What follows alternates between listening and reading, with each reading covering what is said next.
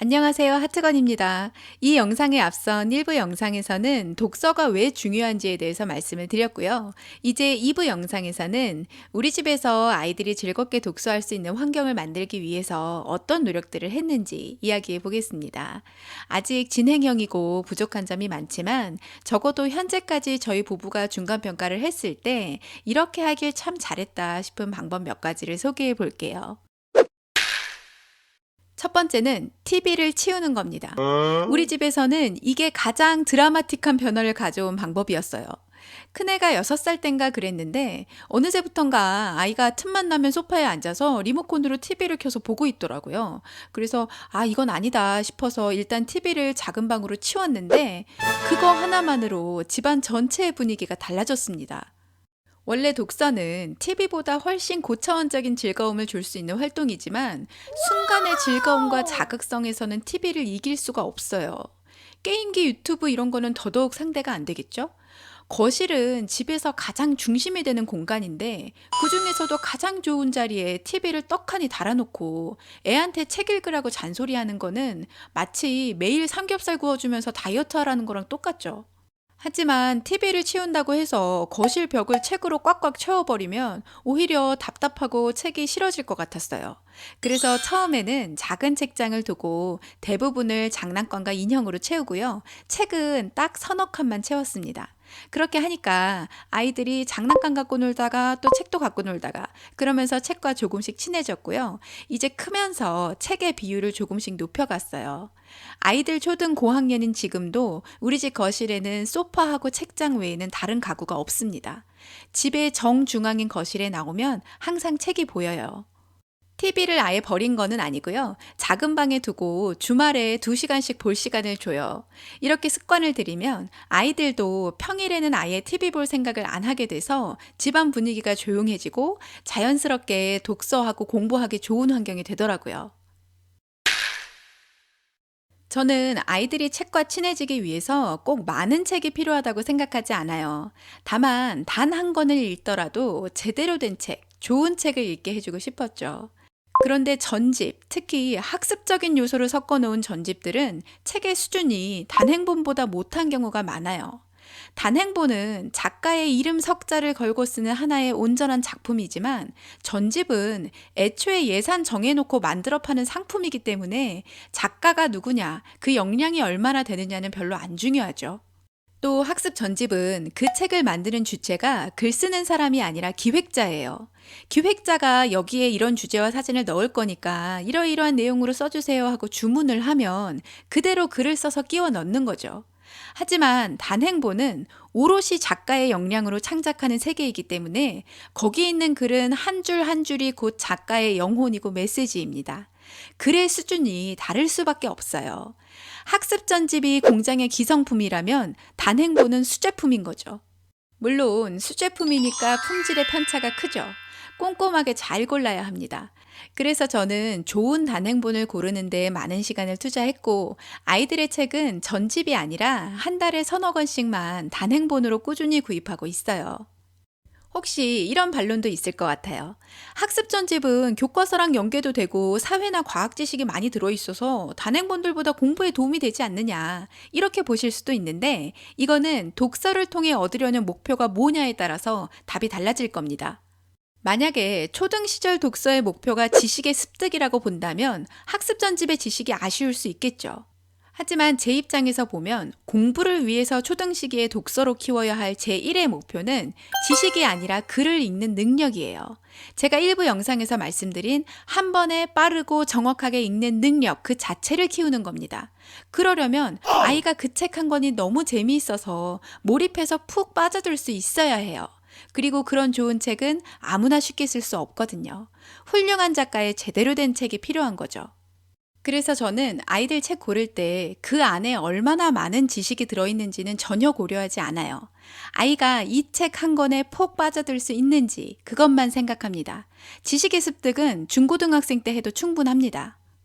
물론 만약에 아이가 학습 전집을 너무 좋아해서 재밌게 잘 읽는다. 그러면 굳이 못 읽게 할 이유는 없죠. 마음껏 좋아하는 책 읽게 해주되 좋은 단행본들도 같이 읽을 수 있도록 균형을 맞춰주시면 됩니다. 우리 집 큰애가 본격적으로 혼자 책을 읽기 시작한 게 1학년부터인데 얘가 책 읽는 방식이 저랑 너무 다르더라고요. 저는 책에서 뭔가 놓치고 지나가는 게 싫어서 결말이 아무리 궁금해도 처음부터 끝까지 한 글자도 안 빼놓고 순서대로 보는 타입이거든요.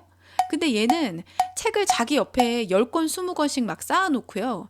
이 책 조금 읽다가 또 저 책 조금 읽다가 그렇게 봐요. 그리고 결말이 궁금하면 중간에 하나도 안 읽고 결말만 보고 끝내버립니다. 그래서 제가 "아니 책은 정독하는 게 좋다던데 한 권을 진득하게 못 읽고 저렇게 조금씩 읽고 치워버리면 그게 도대체 책을 읽는 거야 마는 거야?" 하고 걱정이 되더라고요. 그래서 남편한테 상의를 했더니 남편이 "괜찮아. 나도 어릴 때 그랬어." 그러더라고요. 그래서 뭐 그냥 두고 지켜보니까 그렇게 읽어도 아이의 책 읽는 능력이 잘 키워지고 독해력이나 어휘력도 또래보다 좋다는 소리를 많이 들어요. 왜냐면 얘는 그렇게 이 책 저 책을 짧게 읽는 대신에 하루에도 몇 번씩 심심할 때마다 손에 책을 들고 있거든요. 즉, 책 전부를 읽지 않고 일부만 읽더라도 건성으로 넘기는 게 아니라 자기가 좋아서 정말 집중해서 읽기 때문에 글 읽는 능력을 키우는 데는 문제가 안 되는 거죠. 반대로 둘째는 저를 닮아서 책을 꼼꼼하게 읽습니다. 그런데 대신 오빠처럼 알아서 책을 즐겨 읽지는 않아요. 아무리 정독하며 꼼꼼히 읽어도 책을 읽는 절대 양 자체가 너무 적다 보니까 글 읽는 능력도 잘 안 올라가더라고요. 그래서 제가 오빠처럼 좀 대충 읽어 내려가라. 그리고 좀 많이 읽어라. 이렇게 잔소리를 했더니 오히려 독서에 반감을 갖고 앞으로는 책을 절대 안 읽을 거래요. 그래서 뭐 방법이 없죠. 둘째도 그냥 자기 방식대로 천천히 읽게 놔두고 대신 어떻게 하면 책 읽는 양을 늘릴지 고민을 해봤어요. 가만히 보니까 이 아이는 자기가 고른 책에 애정을 갖더라고요. 사실 저는 도서관 가는 거 별로 안 좋아하는데 둘째를 위해서 도서관 가서 엄마 마음에 안 드는 책이라도 마음껏 골라서 읽게 하고요. 또 둘째는 계획대로 실천하는 거를 좋아하는 아이라서 독서 시간을 매일 정해주고 칭찬 스티커를 주니까 책 읽는 양을 조금씩 늘릴 수 있었습니다. 이렇게 두 아이를 키우면서 제가 느낀 점은 아이마다 책을 즐기는 방식이 다르고 그걸 억지로 고치려고 해봤자 잘 안 된다는 겁니다. 사실 제가 아이들 독서에 관심이 많기 때문에 아이 몇 살에 무슨 책을 읽히고 얼마나 읽히고 이런 거를 다 계획을 세워놨어요. 하지만 실제로 해보니까 그게 제 마음대로 안 되더라고요. 장기적인 관점에서 아이가 책과 친해지는 방법은 그 아이만의 책 읽기 방식을 최대한 존중해 주는 거예요. 부모 눈에는 부족해 보이는 점이 당연히 있죠. 하지만 앞에서 뜯어 고치려기보다는 뒤에서 따라가면서 조금씩 보완해 주는 게 좋습니다. 우리 집 경우를 보면 큰애는 과학책, 역사책만 좋아하고 문학책을 잘 안 읽어요. 사실 독서 능력을 키우는 데는 문학책이 제일 좋거든요. 근데 제가 고치려고 해도 잘 안 되니까 그냥 좋아하는 과학책, 역사책 마음껏 사주고 대신 영어책 집중 듣기 할 때 문학책을 많이 읽게 해서 보완해주고 있습니다. 반대로 둘째는 문학책을 좋아하는데 좋아하는 책만 두 번, 세 번 읽고 책을 다양하게 안 읽어요. 하지만 그래도 괜찮아요. 무슨 책이든 책을 읽는다는 것 자체가 얼마나 기특합니까? 대신에 역사나 과학책은 제가 틈틈이 읽어주거나 평소에 대화로 이야기를 많이 해줘서 조금씩 흥미를 갖게 하려고 노력하고 있습니다. 결국 중요한 것은 책을 정독해야 하느냐, 뭐 편독이 좋냐 나쁘냐 이런 게 아니라 그냥 순수하게 책과 얼마나 친하게 지내느냐 그거에 집중해야 한다고 생각해요. 이건 제가 길게 설명하는 것보다 책 한 권을 추천해 드리는 게 더 좋을 것 같아요. 짐 트렐리즈의 하루 15분 책 읽어주기의 힘입니다.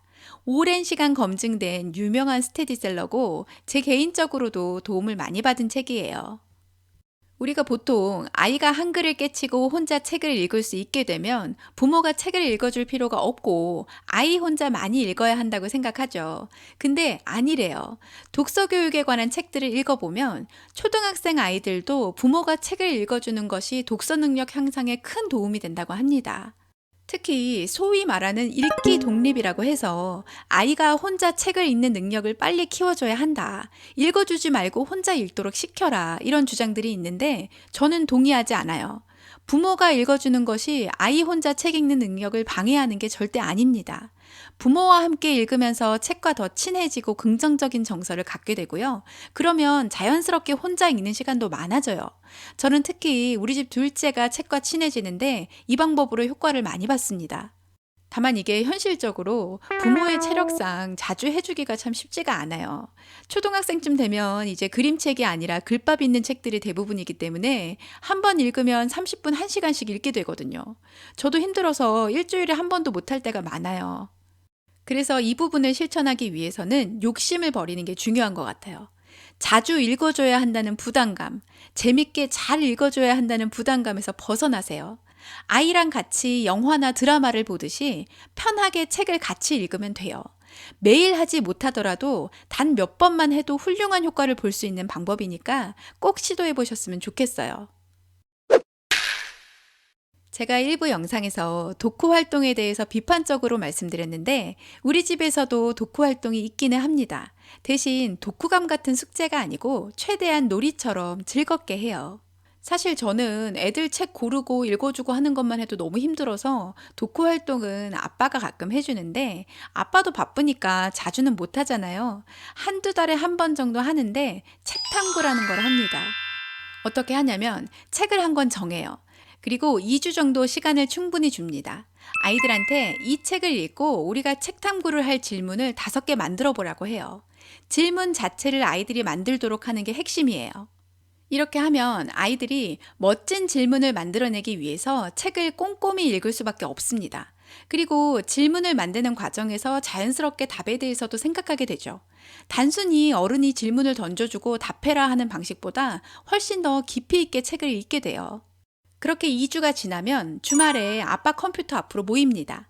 아이 둘이 각자 생각해낸 질문 5개씩 말하고 아빠도 5개를 말하면 총 15개의 질문이 생기죠. 그러면 그 15개의 질문에 대해서 각자 생각을 말해보는 거예요. 이때 아이들은 자유롭게 말만 합니다. 뭘 써오라거나 받아 적으라거나 그런 거 하지 않아요. 쓰는 거는 아빠가 합니다. 아이들이 말하는 것을 아빠가 정리하고 요약해서 타이핑해요. 그러면 아이들은 뭘 써야 한다는 부담감이 없기 때문에 그냥 신나게 생각을 말하게 되고요. 다 이야기하고 나면 아빠가 멋진 리포트를 완성해서 아이들에게 보여줍니다. 자, 우리 누구는 이런 질문이 참 창의적이었고 이런 답이 멋졌어. 또 우리 누구는 이런 대답을 했는데 이건 아빠도 잘 몰랐던 거야. 대단하다. 이렇게 칭찬을 해주면서 리포트를 보여주잖아요. 그러면은 아이들이 그걸 읽고 엄청 뿌듯해해요. 똑같은 말이라도 글로 써서 타이핑을 해놓으면 멋있어 보이잖아요. 와, 내가 한 말이 이렇게 멋있는 거였어? 그러면서 자랑스러워 하고요. 그래서 다음번 책 탐구에서는 더 멋진 질문을 만들어 오려고 노력해요. 물론 책 탐구 다 하고 나면 용돈이나 플스게임 2시간 이렇게 보상을 두둑하게 줍니다. 이렇게 하면 아이들이 책 탐구 시간을 싫어할 수가 없어요. 숙제가 아니라 놀이라고 여기고 책에 대한 긍정적인 정서를 가질 수 있습니다. 그리고 독후 활동의 질적인 측면에서 봐도 굉장히 높은 수준의 공부가 가능하죠. 책 읽고 나서 뭐 감동적이었다 이러고 몇 줄 쓰고 끝나는 게 아니고 내가 책 탐구를 준비하는 2주 동안 왜 하필이면 그 5가지 질문을 만들어냈는지 그리고 그에 대해서 답은 왜 그렇게 생각했는지 전부 다 아이들 스스로 아빠 앞에서 설명을 해야 되기 때문에 발표와 토론, 분석 연습을 모두 자연스럽게 할 수 있어요. 물론 이런 식의 독후 활동은 매일 하기 어렵죠. 1년에 몇 번밖에 못 해요. 하지만 단 한 번을 하더라도 기억에 남는 즐거운 독후 활동을 하자는 게 우리 집 방식입니다. 제가 큰애 저학년 때까지는 독서 시간을 미리 정해놓는 것이 바람직하지 않다고 생각했어요. 독서를 의무로 만들면 아이들이 독서를 억지로 해야 하는 공부처럼 생각할 것 같아서요. 그런데 아이들이 크면서 점점 할 일이 많아지니까 계획표에 넣지 않으면 독서 시간이 다른 공부에 밀려서 점점 없어지더라고요. 그래서 2, 3년 전부터 독서를 하루 공부 계획표에 넣기 시작했는데 결과적으로 잘했다고 생각합니다. 우선 큰애는 요즘 수학 공부하느라 많이 힘들어 하는데 독서 시간이 그나마 쉴 수 있는 휴식처가 되고 있고요. 작은 애는 혼자서는 책을 잘 집어들지 않는데 공부 계획은 잘 실천하는 아이거든요. 그래서 계획표에 독서를 넣으니까 독서 시간이 많이 늘어났어요. 따라서 독서를 남는 시간에 하는 게 아니라 다른 어떤 공부보다도 먼저 챙길 수 있도록 도와주시면 좋겠습니다. 오늘 이렇게 아이들이 책과 친해질 수 있도록 저희 집에서 어떤 노력들을 하고 있는지 이야기해 봤습니다. 사실 구체적인 방법 자체는 집집마다 아이마다 다를 수 있어요. 중요한 것은 포기하지 않고 한눈 팔지 않고 독서를 꾸준히 해 나가겠다는 의지라고 생각합니다. 오늘 영상이 즐거운 독서를 하는데 조금이나마 도움이 되었으면 좋겠습니다. 오늘도 시청해 주셔서 감사합니다.